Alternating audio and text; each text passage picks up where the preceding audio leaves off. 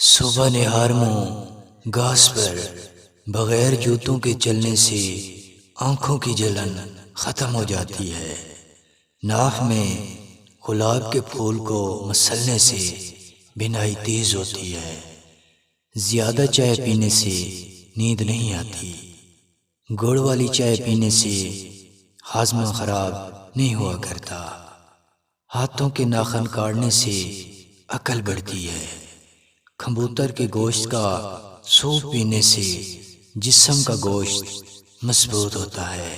Fruit چاٹ کھانے سے جسم کی سستی دور ہو جاتی ہے۔ نیم گرم پانی میں نمک ملا کر پاؤں کو دھونے سے سر کی خشکی دور ہو جاتی ہے۔